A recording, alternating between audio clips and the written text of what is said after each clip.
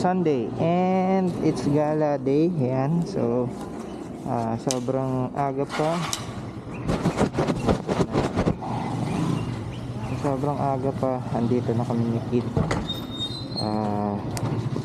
Magpapagas tayo sa may uni oil.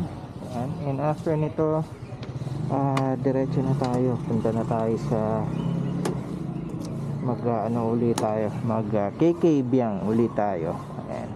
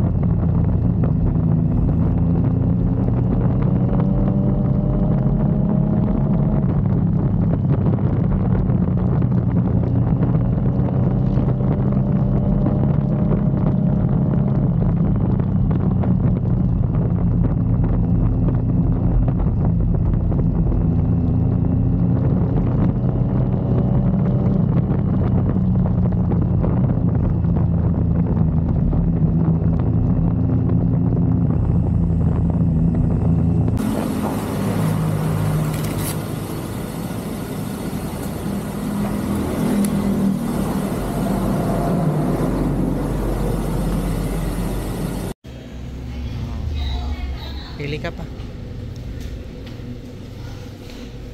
Yung mga maliliit lang kasi maliit lang bag natin.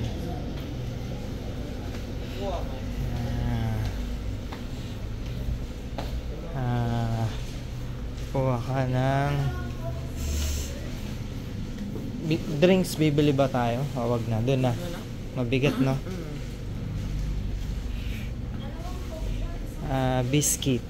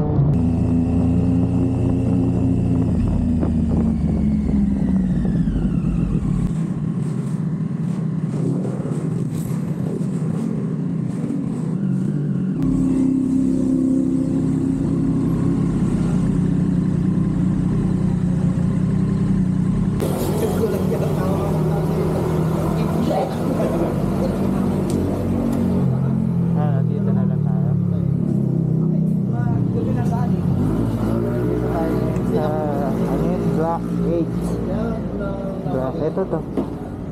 Black 8. Try natin dito. Hindi pa tayo nakakain dito eh. Ayan, so namimili na kami ng aming kakainin. Ayan. So meron silang mga breakfast meal. Tapsilog, corn silog, bang silog, long silog, hot silog, saka to silog. Tapos 170 pag only coffee. Ayan. Ayan. Ang ganda ng view oh. Boss, yung breakfast pa pag 140 may kasama ng coffee? Wala. Yung sa only. Okay.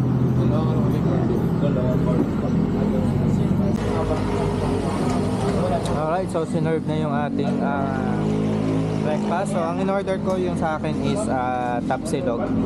Tapos yung kay Kit naman sizzling beef tapa.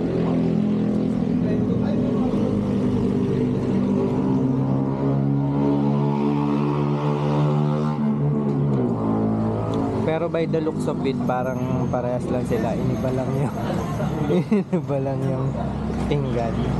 Actually, hindi siya sizzling. Hindi mainit na kayo, no? Oo, mainit naman yung plate, kaya lang hindi ganun kainit. So, parang mas lamang pa ako kasi yung sa akin fried rice, garlic rice, tapos may cucumber, tapos yung sizzling egg lang yung kasama. Yan, so kakain muna kami.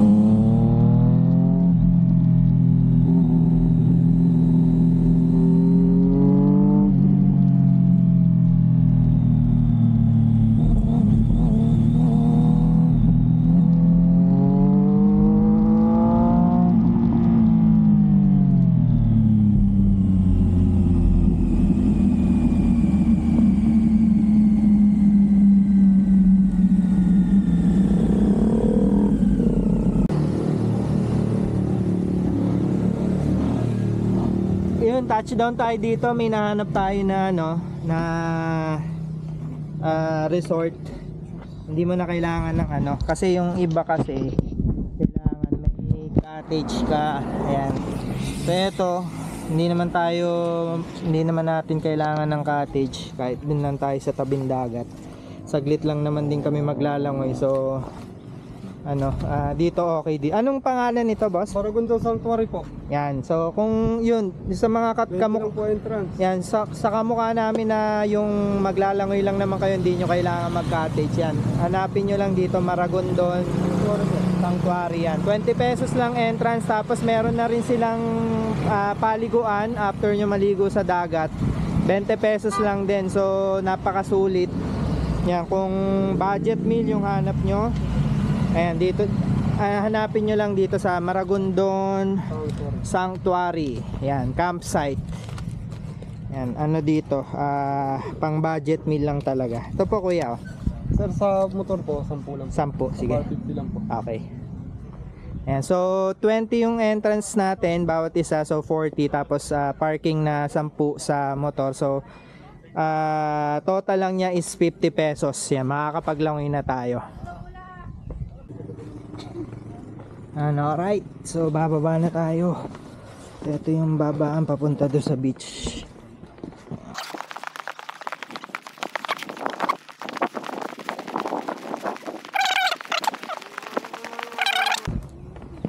So ito, malapit na tayo yun, oh. Tanaw na natin yung dagat. Woo!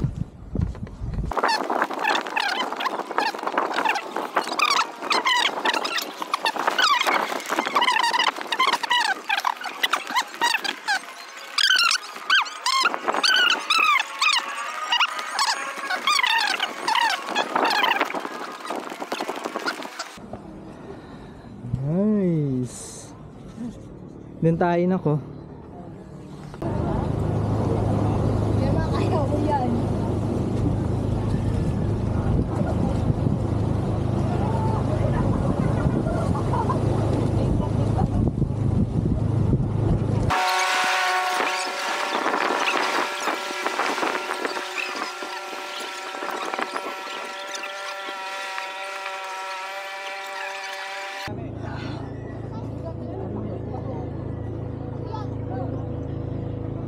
Doon tayo na ko.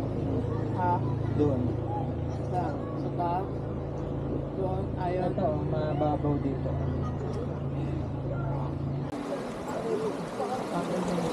Yun o. Nakapanlangoy na kami. Punta na kami doon sa dito. Ayan, dito lang kami. Ganda dito. Mababaw lang siya. Ito nak, dito na lang.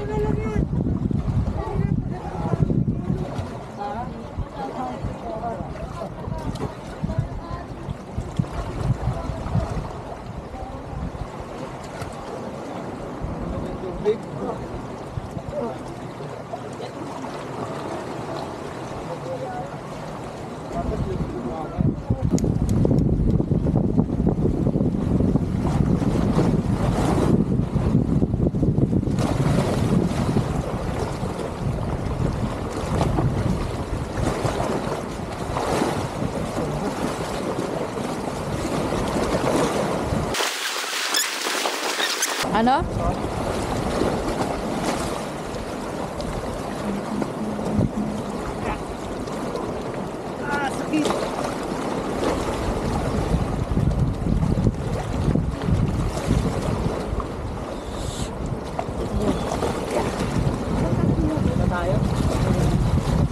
Patayin ko na.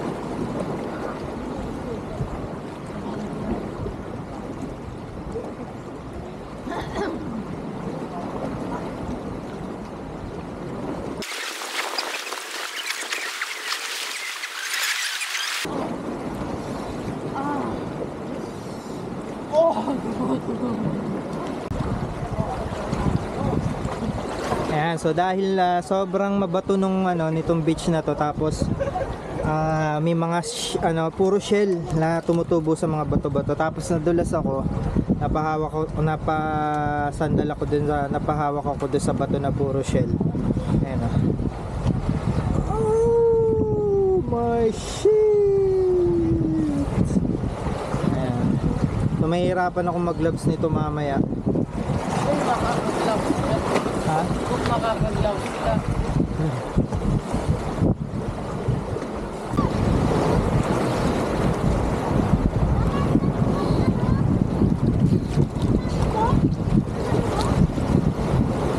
So maya pauwi na rin kami. 11:30 na. Yan. So mga 12 magpapatuyo na kami, tapos magbabanlaw kami, tapos gear up na tayo.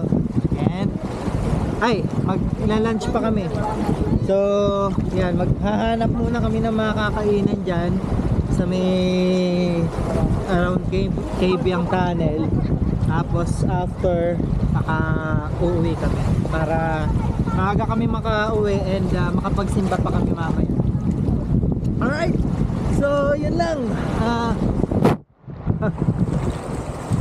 Hope nag-enjoy kayo sa ating content at adventure for today. Ayan, nature tripping ulit.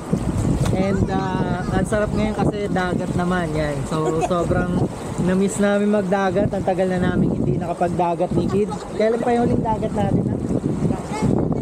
Maraming months yun.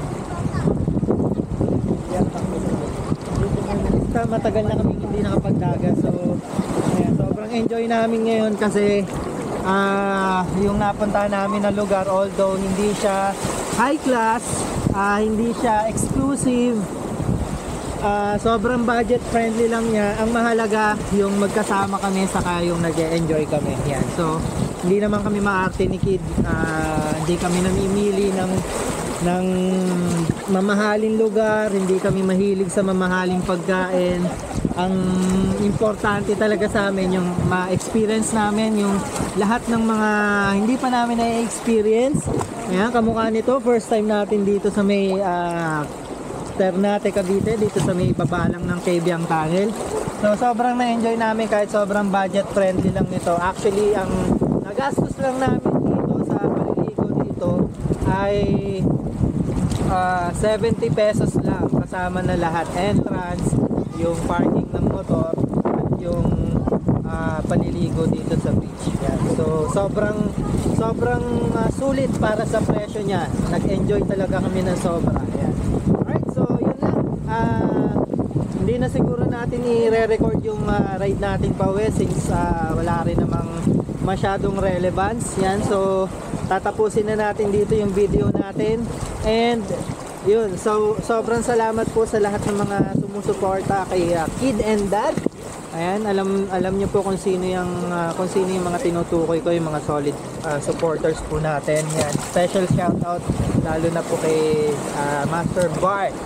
Ayan, ang ating pinaka solid na supporter. Ayan. And ayun lang, wag na natin patagalin para makapaglamay pa kami. So it's again, it's Brian, it's Reese, and it's Kid and Dad Motovlog here in Ternate, Cavite. Thank you so much. See you on the next video. We love you all. Peace.